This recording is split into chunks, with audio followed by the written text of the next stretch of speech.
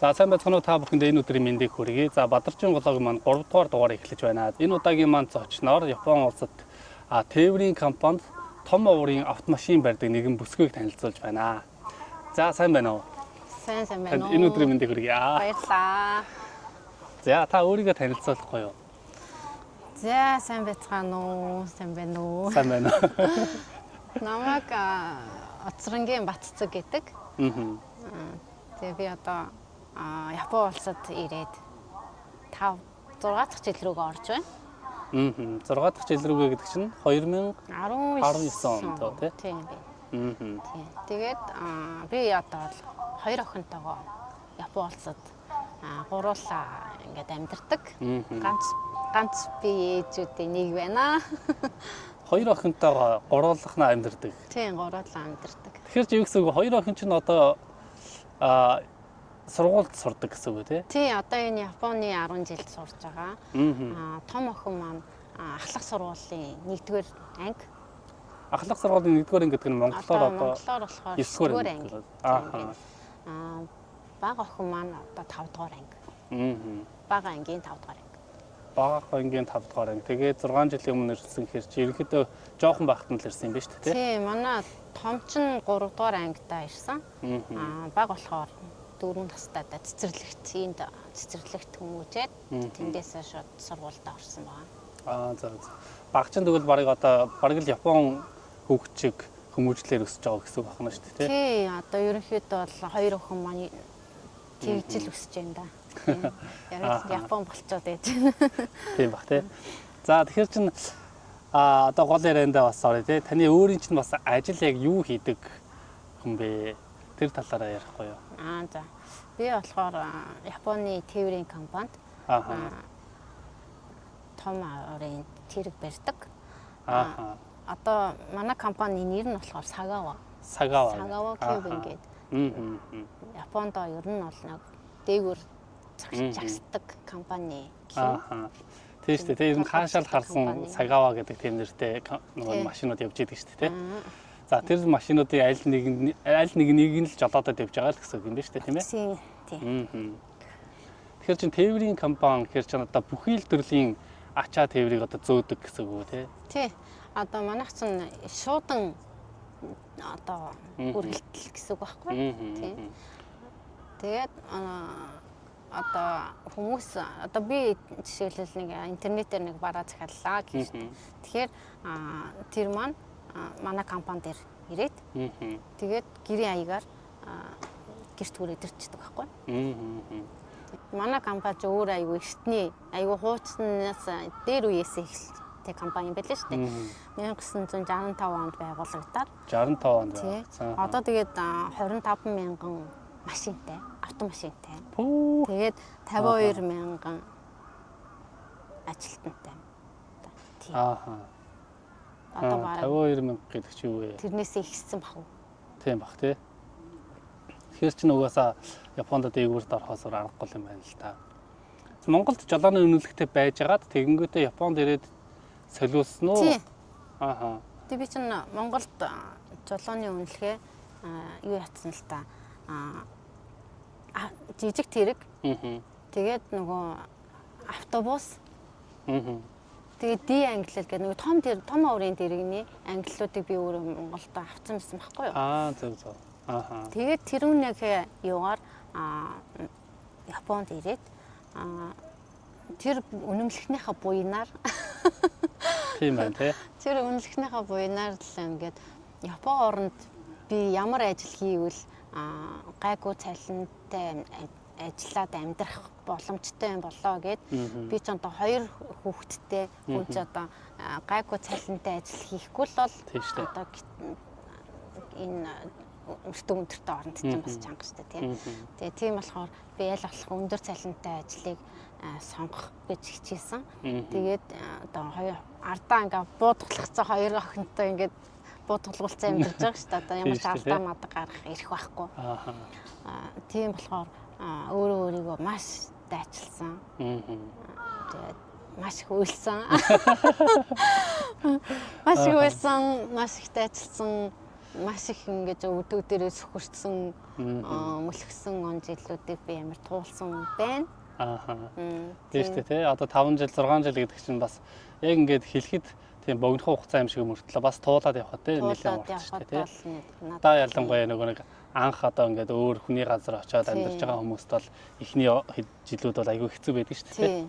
Тэгээ энд чинь ямар надаа хамаатан содон байгаа биш. Тэгээд хажууд иргэд ингээд хань болох тий хань ижилгээ төсөө тоглох хүн байгаа биш юм чинь.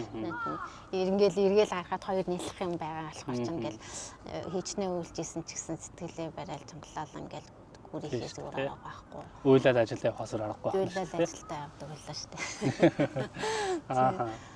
Бараг бүх төрлийн машиныг бараг барьж чадах юм шүү. Тийм би бол бүх төрлийн машин одоо энгийн тэрэг том тэрэг Торера хэмжээд нөгөө чиргүүлтэй машиныг барих эрхтэй байхгүй юу? Тийм тэгээд би энэ компанид орохдоо би юу гэсэн анх ямар одоо төрөөнийхөө яриа руу ороход юу үнэмлэхнийхээ буйнаар гэдэг чи одоо Монголдо тийм үнэлгээ авчаад энд ирээд ямар өндөр цалинтай ажил юу вэ гэж үзснээс жолооны ажил гэснээс би интернетэд үнэлгээ авсан өдрөө интернетээс ажил хайгаад тэгээд хамгийн эхний нэг сонгосон компани руугаа л заалгаад би үнэлгээд саяхан авсан юм аа. Дөнгөж авчаад иж байна. Тэгээд ажилч болох уу гэдээ асуусан чинь өнөөдөр ирээд уулзч болох уу гэсэн байхгүй. Тэгэхээр за тэгээд очсон. Тэгээд ямар ажил хийе гэдгсэн чинь энэ хувцсыг өмсөд хүрээлт хийнэ гэсэн байхгүй. Тэгсэн чинь нөө тийм үү гэд тэгэл анхудаа тэр одоо энэ Сагава компани туслах компани гэрээт компани жолоочоор би орж ирсэн байхгүй юу. Тэгэнгүүтээ тэр үед чинь би томьёогоо эхлээд наваад ирсэн байсан байхгүй юу. Тэгээд томьёогоо авцраад ажиллаж байхад чинь өглөө 7-оос 6 өнгөрөөл гараад тэгэл 7-д ажил дээр очсон байх хэрэгтэй байхгүй. Тэгэл ачаа мачаагаа ачаал орой хөрөлт мөрөлтөө ингээд дуусгаад буцаагаад ачаа мачаагаа буцаагаад ажил руу буулгадаг байхгүй үлдсэн бараагаа. Тэгэнгүүтээ 10 гэж л гэртээ орж ирдэг. Тэгээд өглөө 6 өнгөрөөж гараад оройд 10 өнгөрөөд орж ирдэг. Тэгээд тэр хугацаа чинь амар чанга байгаа байхгүй. Тэгээд амралтын өдөр нь ганцхан бүтээсэн өдөр. Тэгээ би нөгөө томдоо цаг гарах маш хомс байсан. Тэрэндээ би амар гимшдэг гэх юм одоо өөр ямар ч арга байхгүй юу? Одоо би л одоо тэгж ажиллахгүй бол энэ чинь арай амтал 2 хүүхэд мөн гэдэг байхгүй тий. Тэгээ тийм болохоор манай баг наашаага ирэхээр болоод ирсний дараа 6 сарын дараа манай баг ирэхээр болоод тэгэнгүүт би чинь одоо нэг хүүхдээрээ ингэж цаг гаргаж чадахгүй байгаа юм чинь 2 хүүхэдтэй болцохоор бүр ингэж хүүхдтэй цаг гаргах боломжгүй болцохоор чинь би одоо яах уу гэд бүр хатсан шалгаанд орсон. Тэгэнгүүтээ энэ компаниас энэ ажиллаа болоо жоохон амралттай компани хай гэж бодоод нэг компани тийм би том тэрэгний үнэлгээтэй юм чинь том тэрэг байвал арай цалин өндөр болов гэд бас тэрнийгээ бодоод тэр гэрээт компани болоод өөр компани руу ярилцлага өгөөд тэгээд намайг авъя гэсэн. За тэгээ бичсэн нэг л нэг сонио яг энэ нөгөө гэрээт компанид ажиллаж байгаад энэ Сагавагийн ажлыг би хийж байгаа шүү дээ. Тэгчээд ер нь энэ Сагавад ажиллаж байгаа юм чинь Сагавада ер нь үндсэн ажилтнаараа орё гэд гуйвал яад юм болоо гэд тасан газрын даагуу зөвлөг хийчихээ. Мэдгүй шаалтайнахгүй орчинд очиж байхаар одоо л ингээл Сагавын ажилтан болохоор чинь яг л энэ ажиллаа л хийх юм чинь арай л өөрсдөх хүм арай л өөрт ингээд ойр санагдаад байгаа байхгүй.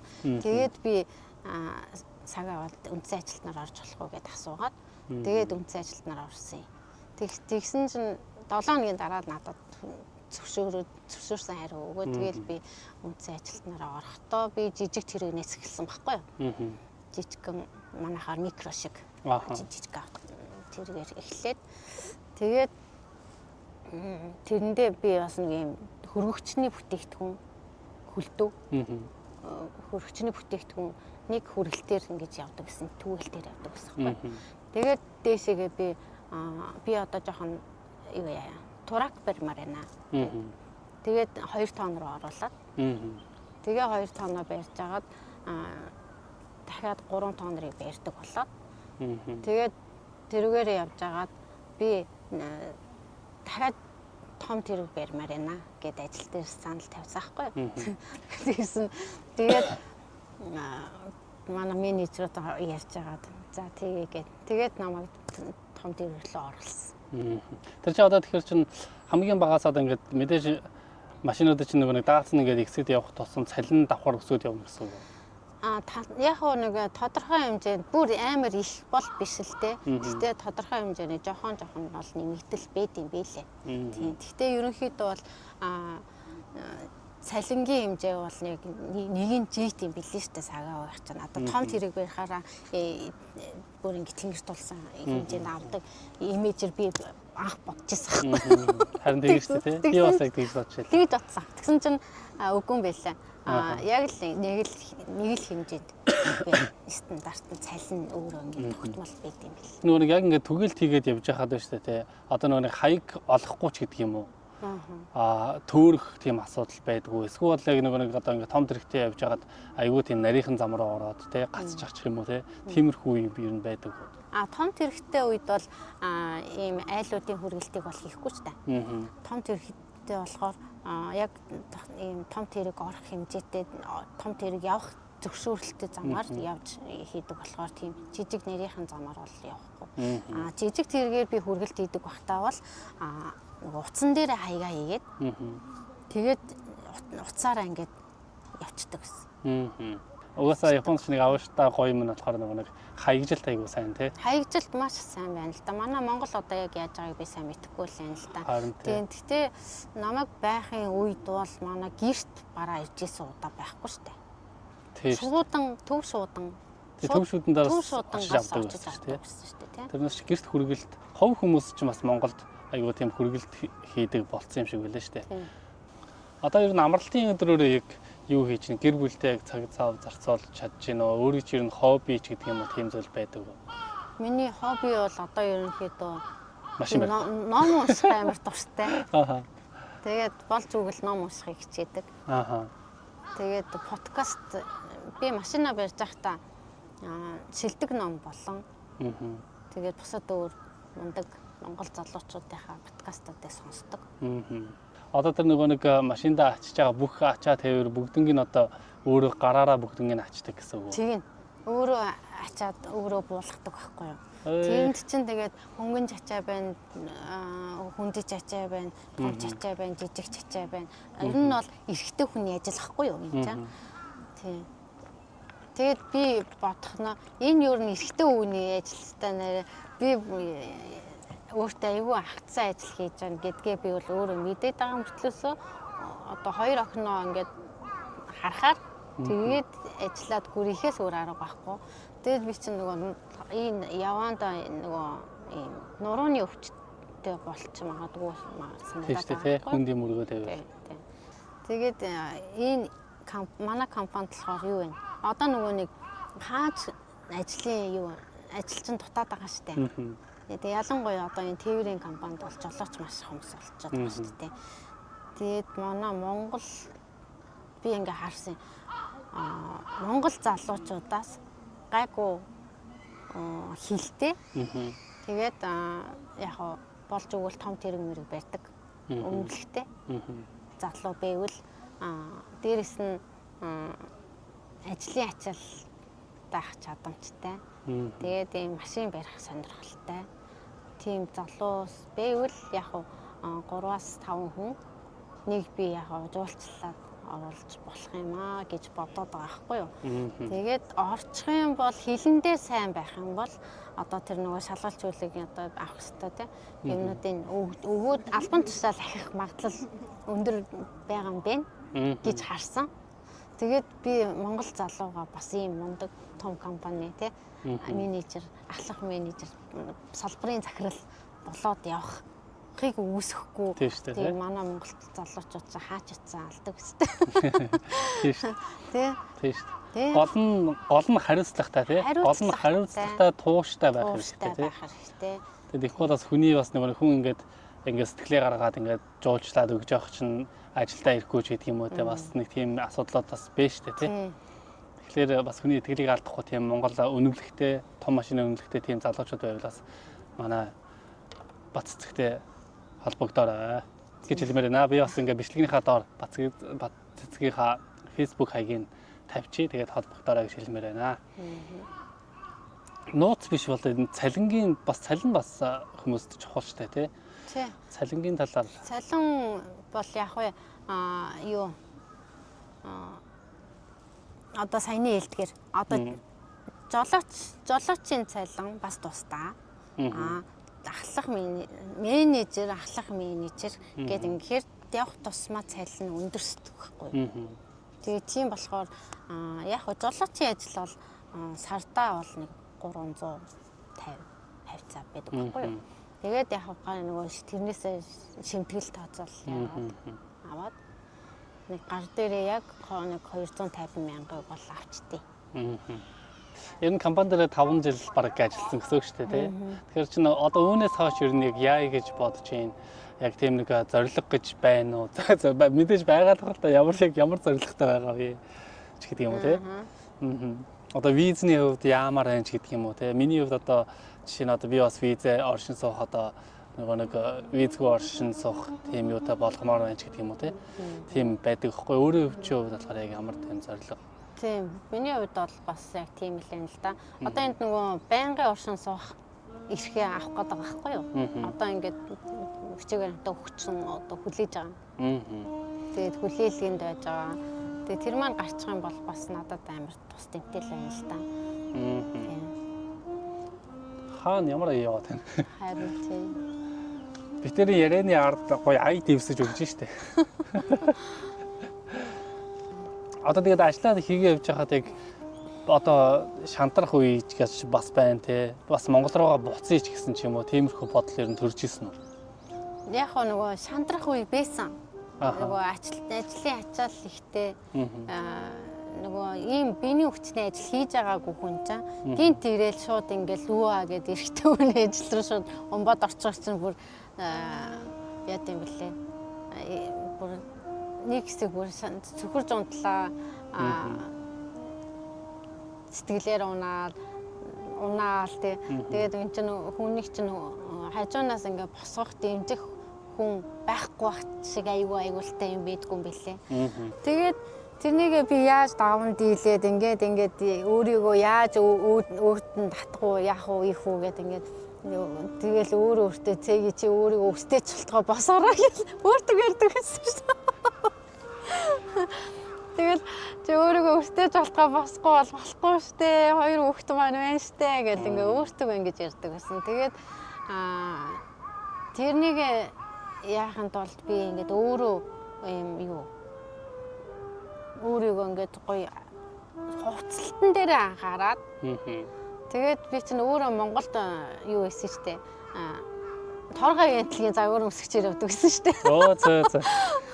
Тэгээд би чинь нөгөө өсгөтэй хувцсанд амар дуртай. Тэгээд гоё чамын юмд бол амар дуртай. Хоббитэй. Тэгэл болохгүй хувцсан өсөж явахыг боддог. Гэтэ хүмүүс намайг яг буруугаар хувцалтнаас гараал те гадаадад амьдарч байгаа гэдгийг утгаараа бас буруугаар ойлгодог байж магадгүй. Гэтэ тэр бол тэр хүмүүнээсээ л бодол шүү дээ. Миний бодол биш. Өөртөө сэтгэл хангалуун өөртөө гоё явж ивэл өөртөө гоё явж ивэл тэгээд тэр чинь бас их хэрэгтэй байхгүй. Өөрөө ингээд явж байгаа юм бол 2 хүүхэд маань дагаад өөрийнхөө хувцалтан дээр анхаарал ирдэм байл шүү дээ. Би нэг тийм ярьдаггүйсэн чинь 2 хүүхэд маань хүртэл өөртөөгөө ингээд хөөрхөн цэвэрхэн ингээд өөртөөхөө сонирхсон стилээрээ хувцлаад аваа явчих юм хэмжээнд очсон бэлээ. Нэг мэдсэн чинь.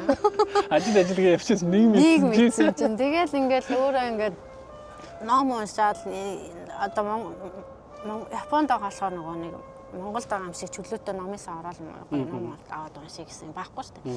Тэгэхээр би нөгөө нэг шилдэг номоос би бүр амар гоё ингээ янз янзын юм сонсдог гэсэн. Тэр төрөө мөрөө тэ идрээ мундаг гоё залуучууд байгаа шүү дээ. Тэр нэрийг бас аюу их сонсдог.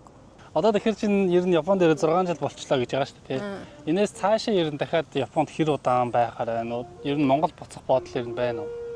Одоохондоо бол хүүхдүүд жоохон байгаа болохоор хүүхдүүдээ энд сургууль соёлын дүүрэг нь гэсэн төлөвлөгөөтэй байгаа шүү дээ. Тийм болохоор нэг хэсэгтээ ер нь явах юуг л энэ да. Боломжгүй л энэ да. Ааха.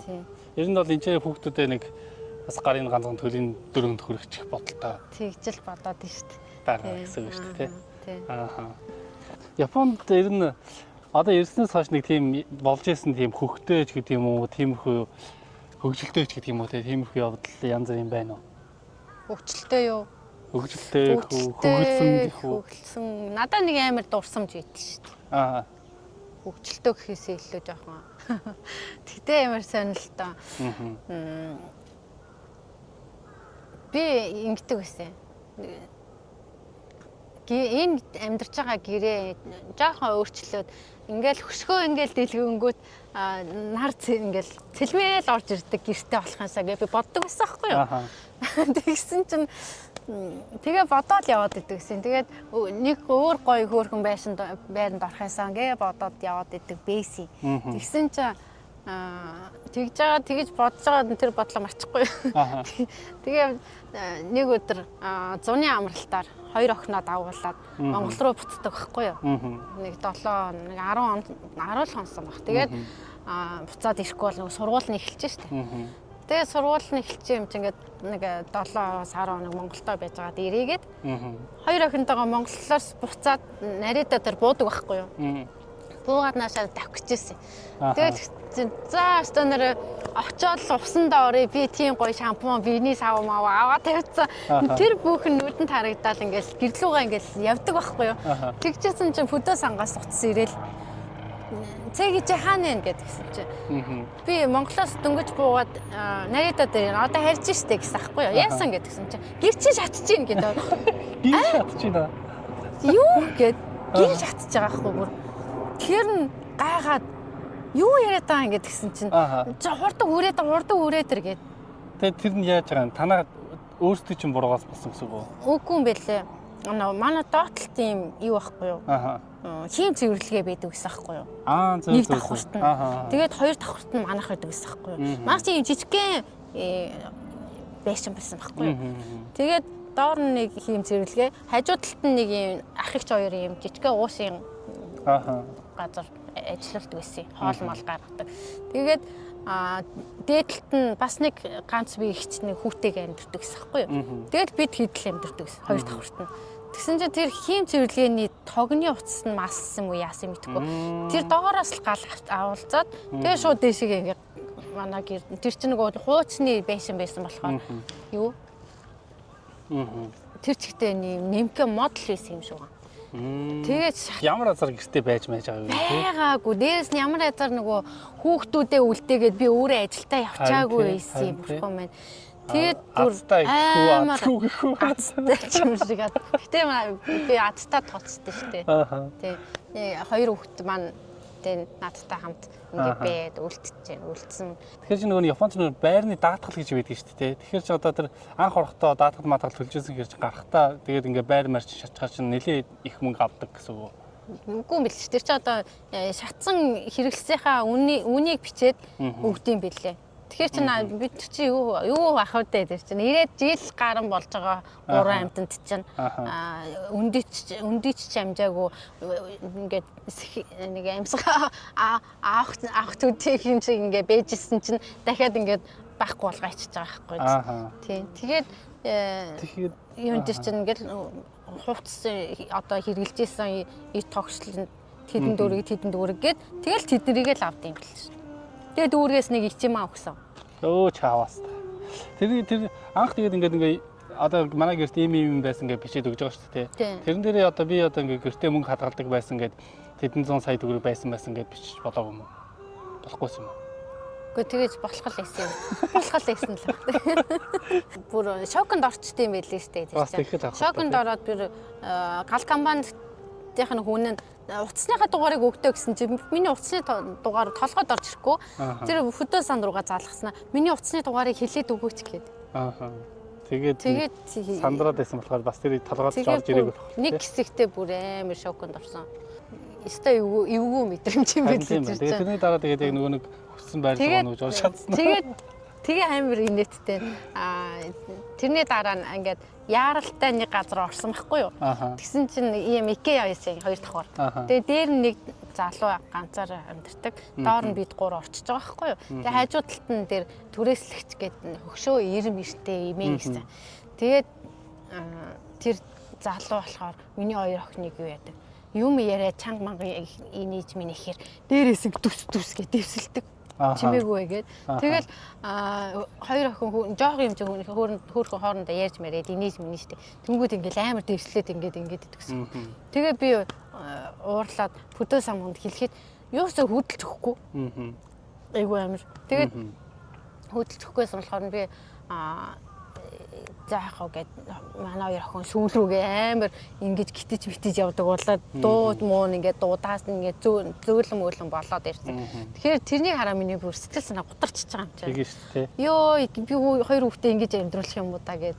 Тэгэнгүүтээ гараад уйлаад 2 хүүхдээ ажиллаад саад харж ирээд яа 2 охины өрөвдөд гурлаа гарч гадаа гараа гэдэг 2 охин гадаа гараа гүйлгээж гадаа чарлуулах гад гарч байгаа шүү дээ.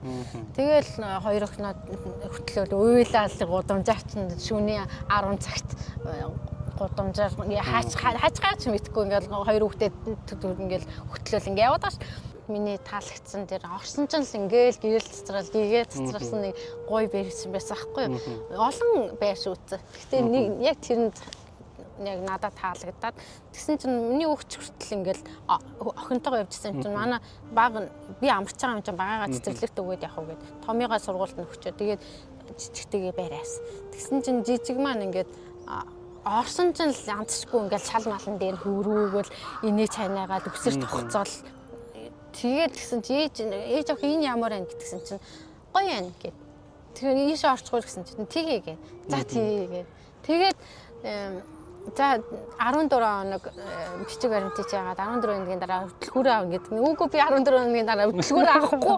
Би яг өнөө маргаашгүй гармаар байна гэд. Тэгсэн чинь нөгөө энэ бичиг баримтыг яана маань гэдэг. Тэгсэн чинь үгүй би энд баймааргүй байна. Бүр 1 хоног ч энд баймааргүй байна гэд. Тэгсэн чинь нөгөө өмнө уйлал ороод ингэсэн нөгөө сэтгэл санаатай хүн чинь ярьж байгаа болохоор тэд нар бас ингээд жоохон зөөртөө хүлээж авсан юм шиг аа. Тэгэл за тэгвэл би тэр юу н байрных нь хүнтэй яриатья гэд. Тэгээ байрных нь хүнтэй яриад тэгсэн чинь надыг 7 хоногийн дотор оруулсан шүү дээ. Тэгээд оруулсныхаа дараа бичиг баримтаа ингээд юм явагдаад. Тэгээд би бүр өссөн. Ингээс нэгээл нар манцтай. Тэр гоё өрөөтэй байртанд одоо амьдарч байгаа. Бараг тэр хүмүүст эрхэлж байгаад орсон юм шүү. Тэгсэн баг. За ингээд Бадарчин болоогийн маань 3 дугаар дугаар энэ хүрээд өндөрлж जैन. Тэгээд өнөөдөр бас миний урилгыг хүлээж авсан бат цэцэгтээ бас маш их баярлалаа. Тэгээд цаашдын ажил амьдралд нас өндөрөөс өндөр амжилт хүсье. Зөндөө олон амжилт гаргаад 2 охиндоо үлгэр жишээ мундаг ээж байгаараа гэж хүсье. За маш их баярлалаа. Урьж оролцуулсанд баярлалаа. За тэгээд Бадарчин блогтнаас өшөө олон сонирхолтой зочид олон хүрээлэлтэй, олон үзэгчтэй блог болох болтугай гэж хөрөөё.